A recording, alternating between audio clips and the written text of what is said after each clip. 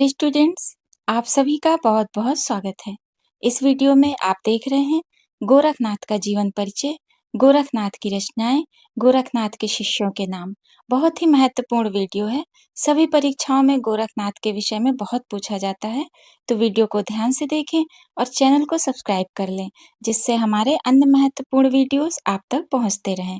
आइए देखते हैं सबसे पहले गोरखनाथ का जीवन परिचय और उनके विषय में अन्य महत्वपूर्ण जानकारी प्राप्त करेंगे आप। भारत के 84 सिद्धों की परंपरा में से गोरखनाथ का स्थान सर्वोपरि है। गोरखनाथ साहित्य के प्रथम कवि माने जाते हैं। गोरखनाथ का दूसरा नाम गोरक्षनाथ भी है। गोरखनाथ सिद्ध मत्स्येंद्र नाथ के शिष्य थे और गुरु मत्स्येंद्र नाथ के मानस पुत्र भी माने जाते हैं। डॉक्टर राहुल सांकृत्यायन के अनुसार गोरखनाथ का समय 845 ईस्वी है। डॉक्टर हजारी प्रसाद द्विवेदी ने गोरखनाथ को 9वीं शती का माना है। आचार्य रामचंद्र शुक्ल ने गोरखनाथ को 13वीं शती का माना है। डॉक्टर पीताम्बर दत्त बड़थवाल और डॉक्टर राम कुमार वर्मा ने गोरखनाथ को 11वीं शती का मानते हैं। गोरखनाथ के जन्म स्थान के विषय में विद्वानों के अनेक मत हैं। कई विद्वान गोरखनाथ को गोदावरी नदी के किनारे चंद्रगिरी में उत्पन्न बताते हैं। कुछ विद्वान गोरखनाथ का जन्म नेपाल में मानते हैं। कुछ साहित्यकारों का मानना है कि गोरखनाथ झेलम से गोरखपुर आए थे और वहीं उनका जन्म स्थान है। कुछ विद्वान गोरखपुर को ही उनका जन्म स्थान मानते हैं। अन्य कुछ विद्वान मानते हैं कि गोरख सहस्त्र स्त्रोत के आधार पर वे बड़ों में उत्पन्न हुए थे।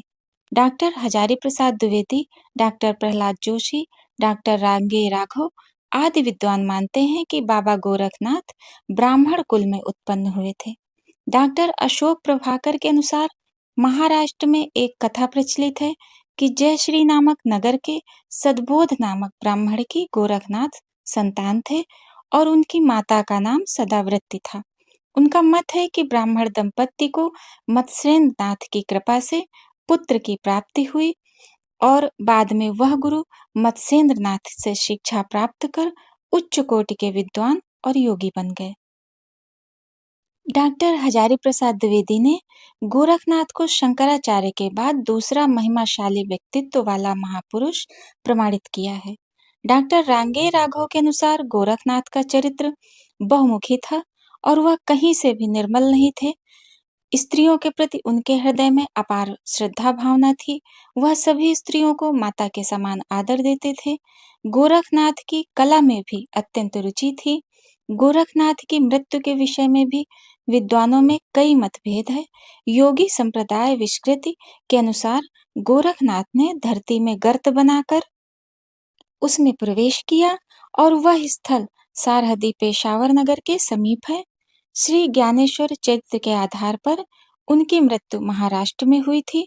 गोरखनाथ द्वारा रचित ग्रंथों की संख्या 40 मानी जाती है, किंतु गोरखनाथ की रचनाओं को लेकर विद्वानों के अलग अलग मत हैं। डॉक्टर बड़थवाल ने केवल 14 रचनाएं मानी हैं। मिश्र बंधुओं ने संस्कृत के 9 ग्रंथ माने हैं और आचार्य रामचंद्र शुक्ल ने 12 ग्रंथ और आचार्य हजारी प्रसाद द्विवेदी ने हिंदी के 28 ग्रंथों का उल्लेख किया है। गोरखनाथ की रचनाओं के विषय में देखें, गोरखनाथ केवल योगी ही नहीं थे वरन बहुत बड़े विद्वान और कवि भी थे। उनकी अनेक रचनाएं हैं। संस्कृत भाषा में गोरख कल्प, गोरख संहिता, गोरक्ष सहस्त्र नाम, गोरख शतक, गोरख पीष्ठिका, गोरख गीता, विवेक मार्तंड आदि अनेक ग्रंथ इनके मिलते हैं। डॉक्टर बड़थवाल की खोज में निम्नलिखित 40 पुस्तकों का पता चला था और ये पुस्तकों के नाम देखिए निम्नलिखित हैं।